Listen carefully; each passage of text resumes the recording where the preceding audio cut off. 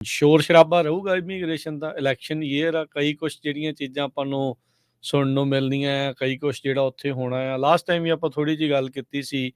ਹੁਣ recently every day ਦੇ ਜਿਹੜੇ ਨੰਬਰਸ ਆ ਰਹੇ ਆ, ਕਿਤੇ 10,000 ਤੋਂ ਵੱਧ, ਕਿਤੇ 7,000 ਤੋਂ ਵੱਧ।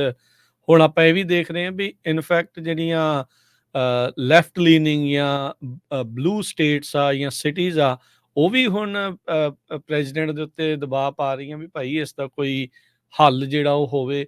ਤੁਸੀਂ ਲੇਟੈਸਟ ਕੀ ਸੁਣ ਰਹੇ ਆ ਇਸ ਦੇ ਬਾਰੇ? ਬਾਰਡਰ ਨੂੰ ਲੈ ਕੇ ਕੀ ਕੁਛ ਜਿਹੜਾ ਤੁਹਾਡੇ ਹਿਸਾਬ ਦੇ ਨਾਲ ਹੋ ਰਿਹਾ ਆ? ਕਿਹੜੇ ਪਾਸੇ ਵੱਲ ਨੂੰ ਇਹ ਗੱਲ ਤੁਹਾਨੂੰ ਲੱਗਦਾ ਅਗਲੇ ਈਅਰ ਦੇ ਵਿੱਚ ਜਾਊਗੀ?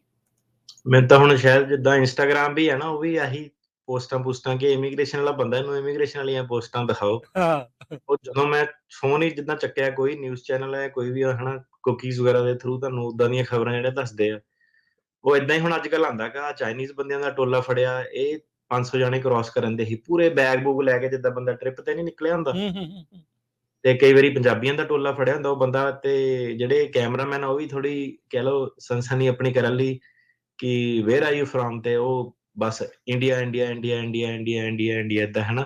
ਤੇ ਇੰਡੀਆ, ਚਾਈਨੀਜ਼, ਫਿਰ ਆਪਣੇ ਜਿਹੜੇ ਈਵਨ ਸਾਊਥ ਅਮਰੀਕਨ ਕੰਟਰੀਆਂ ਵਾਲੇ, ਇਹ ਬੜੇ ਜ਼ਿਆਦਾ ਵੈਨੇਜ਼ੁਏਲਾ ਤੋਂ ਹਰੇਕ ਬੰਦਾ ਜਿਹੜਾ ਕਹਿ ਲਓ ਕਿ ਏਜੰਟਾਂ ਦੀ ਵੀ ਬਾਹਰਲੇ ਦੇਸ਼ਾਂ ਹੁਣ ਬੱਲੇ ਬੱਲੇ ਹੀ ਹੈ। ਕਿ ਅਮਰੀਕਾ 'ਚ ਕਈ ਵਾਰੀ ਸੀਨ ਦੇਖਦੇ ਬੰਦਾ, ਹੁਣ ਬੈਠੇ ਭਾਵੇਂ ਇਮੀਗ੍ਰੇਸ਼ਨ ਫੀਲਡ 'ਚ, ਚਲੋ ਕਹਿ ਦਈਦਾ ਕਿ ਮਿਲੀਅਨਸ 'ਚ ਲੋਕੀ ਜਿਹੜੇ ਆਏ ਆ, ਪਤਾ ਨਹੀਂ ਲੱਗਦਾ ਇੰਨਾ। ਜਦੋਂ ਫਿਰ ਕੈਮਰਾ ਇੱਕ ਵਾਰੀ ਝਲਕਦਾ ਬਾਰਡਰ ਤੇ, ਕਿ ਐਕਚੁਅਲ ਜਿਹੜੀ ਬਾਰਡਰ ਜਿਹੜੇ ਜਦੋਂ ਤੁਸੀਂ ਵੀਡੀਓ ਦੇਖਦੇ ਆ, ਯਾਰ ਐਡੇ ਜਾਣੇ, ਇੰਨੇ ਜ਼ਿਆਦਾ ਜਾਣੇ ਆ ਕਿ ਜਿਹੜਾ ਈਵਨ ਪੁਲਿਸ ਵੀ ਜਿਹੜੀ ਹੈਗੀ ਆ ਉਹ ਵੀ ਆਊਟ ਨੰਬਰ ਆ।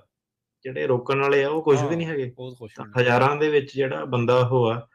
ਤੇ ਇਹਦੇ ਵਿੱਚ ਹੁਣ ਓਬਵੀਅਸਲੀ ਉਹਨਾਂ ਦਾ ਕੰਸਰਨ ਇਹ ਹੈ ਕਿ ਕਈ ਤਾਂ ਹੁਣ ਕੰਮਕਾਰ ਵਾਲੇ ਆ, ਪਰ ਹੁਣ ਹਰੇਕ ਕੰਟਰੀ ਨੇ ਆਪਣੇ ਜਸੂਸ ਵੀ ਭੇਜਣੇ ਆ। ਆਪਣੇ ਜਿਹੜੇ ਉਹਨਾਂ ਦੇ ਸਾਊਥ ਅਮਰੀਕਾ ਤੋਂ ਡਰੱਗ ਹੀ, ਜਿਹੜੇ ਜਿਹੜੇ ਦੂਜੇ ਆਪਣੇ ਡਰੱਗ ਡੀਲਰ ਆ, ਗੈਂਗ ਵਾਲੇ ਲੋਕ ਆ ਸਾਰੇ, ਉਹ ਵੀ ਕਾਫੀ ਜ਼ਿਆਦਾ ਲੋਕ ਇੱਧਰੋਂ ਉੱਧਰੋਂ, ਜਿਹੜੇ ਕੋਈ ਕ੍ਰਾਈਮ ਕਰਕੇ ਆਇਆ, ਕੋਈ ਕੁਛ ਕਰਕੇ ਆਇਆ, ਕਿ ਜਿਹੜੀ ਬੈਕਗਰਾਉਂਡ ਚੈੱਕ ਆ ਅਮਰੀਕਾ ਦੀ, ਹੁਣ ਉਹਦੇ ਵਿੱਚ ਵੀ ਤੁਸੀਂ ਦੇਖੋ ਕਿੰਨੇ ਜ਼ਿਆਦਾ ਚੈਲੰਜ ਆ। ਖੜੇ ਪੈਰ ਤਾਂ ਹੁਣ ਕਿਸੇ ਦਾ ਇੰਨਾ ਡੀਪ ਤੁਸੀਂ ਬੈਕਗਰਾਉਂਡ ਚੈੱਕ ਨਹੀਂ ਕਰ ਸਕਦੇ।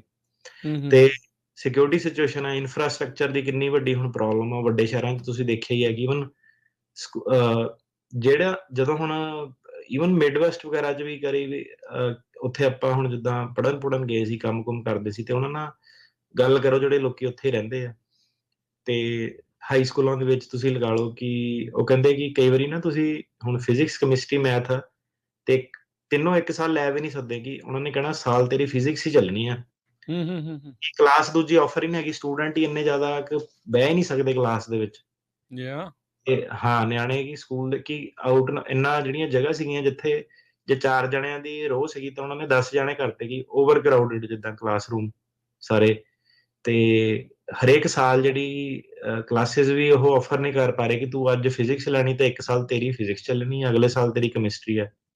ਸੋ ਸਕੂਲਾਂ ਦਾ ਜਿਹੜਾ ਇਨਫਰਾਸਟ੍ਰਕਚਰ ਆ ਉਹਦੇ ਉੱਤੇ ਨਿਊਯਾਰਕ ਦਾ ਸਾਨੂੰ ਪਤਾ ਹੀ ਹੈ ਕਿ ਈਵਨ ਜਿਹੜੇ ਜਿਮ ਵਗੈਰਾ ਸੀਗੇ, ਫੈਸਿਲਿਟੀ ਸੀਗੀਆਂ ਜਿਹੜੀਆਂ, ਉਹ ਸਾਰੀਆਂ ਕਿ ਸਾਲੀਆਂ ਨੂੰ ਹੁਣ ਜਗ੍ਹਾ ਦੇਣੀ ਆ। ਉਹ ਕਈ ਵਾਰੀ ਆਪਾਂ ਦੇਖਿਆ ਪੁਲਾਂ ਥੱਲੇ, ਜਦੋਂ ਆਪਣੇ ਸਪੈਸ਼ਲੀ ਅਫਗਾਨੀ ਜਦੋਂ ਆਏ ਸੀ, ਇੰਨੇ ਜ਼ਿਆਦਾ ਹੁਣ ਭਰ ਕੇ ਜਦੋਂ ਆਏ ਸੀਗੇ, ਤੇ ਢਾਂਚਾ ਜਿਹੜਾ ਹੈਗਾ ਉਹ ਤੁਹਾਨੂੰ ਪਤਾ ਹੀ ਹੈ ਇੱਥੇ ਕਿੱਦਾਂ ਚੱਲਦਾ। ਬਿਲਕੁਲ। ਫਿਰ ਵੱਡੇ ਸ਼ਹਿਰਾਂ ਨੂੰ ਵੀ ਹੁਣ ਜਦੋਂ ਉਹਨਾਂ ਨੇ ਬੱਸਾਂ ਭਰ ਕੇ ਜਹਾਜ਼ਾਂ ਰਾਹੀਂ ਭੇਜਣਾ ਸ਼ੁਰੂ ਕਰਤਾ, ਤੇ ਜਿਹੜੇ ਲਿਬਰਲ ਸਿਟੀ ਆ ਉਹਨਾਂ ਨੂੰ ਵੀ ਪਤਾ ਲੱਗਣਾ ਸ਼ੁਰੂ ਹੋ ਗਿਆ ਕਿ ਯਾਰ ਇਹ ਤਾਂ ਵਾਕਈ ਅਣਗਿਣਤ ਸਪਲਾਈ ਆ। ਉਹ ਕਹਿੰਦੇ ਕਿ ਸਾਨੂੰ ਪਹਿਲਾਂ ਲੱਗਦਾ ਸੀ ਕਿ ਟੈਕਸਸ ਵਾਲੇ, ਫਲੋਰੀਡਾ ਵਾਲੇ ਸ਼ੈਤਾਨੀ ਕਰਦੇ ਆ। ਜਦੋਂ ਉਹਨਾਂ ਨੇ ਭੇਜਣਾ ਸ਼ੁਰੂ ਕਰਤਾ, ਹੁਣ ਪਤਾ ਲੱਗਦਾ ਉਹਨਾਂ ਨੂੰ, ਇਹਨਾਂ ਨੂੰ ਵੀ ਪਤਾ ਲੱਗ ਗਿਆ ਕਿ ਇਹ ਤਾਂ ਫਿਰ ਸਪਲਾਈ ਰੁਕਣੀ ਨਹੀਂ।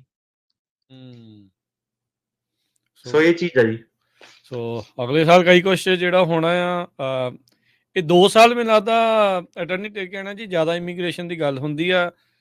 ਇੱਕ ਇਲੈਕਸ਼ਨ ਈਅਰ ਤੋਂ ਪਹਿਲਾਂ ਵਾਲਾ ਸਾਲ, ਤੇ ਇੱਕ ਜਦੋਂ ਜਿਹੜਾ ਜਿੱਤ ਕੇ ਆ ਜਾਂਦਾ ਉਹ ਵਾਲੇ ਸਾਲ। ਇਹ 2 ਸਾਲ ਜ਼ਿਆਦਾ ਗੱਲ ਹੋਣੀ ਆ। ਬਾਅਦ ਦੇ ਵਿੱਚ ਐ ਸ਼ਾਂਤੀ ਹੋ ਜਾਣੀ ਆ, ਫਿਰ ਉਦੋਂ ਰੌਲਾ ਪੈਣਾ, ਫਿਰ ਸ਼ਾਂਤੀ, ਫਿਰ ਰੌਲਾ। ਸਲਿਊਸ਼ਨ ਕਿਸੇ ਦੇ ਕੋਲ ਨਹੀਂ, ਨਾ ਹੀ ਉਹਨਾਂ ਨੇ ਕੋਈ ਕੱਢਣ ਦੀ ਕੋਸ਼ਿਸ਼ ਕਰਨੀ ਆ। ਉੱਧਰੋਂ ਵੀ ਬਿਆਨ ਤੱਤੇ, ਦੂਜੇ ਪਾਸੋਂ ਵੀ ਬਿਆਨ ਤੱਤੇ, ਇੱਕ ਦੂਜੇ ਦੇ ਉੱਤੇ ਜਿਹੜੀ ਕਾਲਕ ਆ ਉਹਨਾਂ ਨੇ ਵੜੀ ਜਾਣੀ ਆ। ਜਿਹੜੇ ਆ ਰਹੇ ਆ ਉਹਨਾਂ ਦੇ ਲਈ ਵੀ ਕੁਛ ਨਹੀਂ, ਜਿਹੜੇ ਆਲਰੇਡੀ ਇੱਥੇ ਆ ਉਹਨਾਂ ਨੇ ਕੀ ਕੋਈ ਰਾਹ ਦਿਖਾਉਣਾ ਆ, ਕੁਛ ਕਰਨਾ ਆ, ਜਾਂ ਇੱਦਾਂ ਹੀ ਸਿਸਟਮ ਦੇ ਵਿੱਚ ਝੁਰਦੇ ਰਹਿਣਾ ਆ ਉਹਨਾਂ ਨੇ। ਇਹੀ ਕੁਛ ਜਿਹੜਾ ਉਹ ਚੱਲੀ ਜਾ ਰਿਹਾ ਆ। ਸਟੇਟਸ ਆਪਣੇ ਪੱਧਰ ਦੇ ਉੱਤੇ ਕਾਨੂੰਨ ਬਣਾ ਰਹੀਆਂ ਆ, ਸੋ ਹੋਰ ਸਾਰਾ ਕੁਛ। ਉੱਦਾਂ ਅਟਾਰਨੀ ਡੇਟ ਕਹਿਣਾ ਜੀ, ਜੇ ਕੋਈ ਤੁਹਾਨੂੰ ਅਪਡੇਟਸ ਆ ਰਹੀ ਆ, ਕੋਈ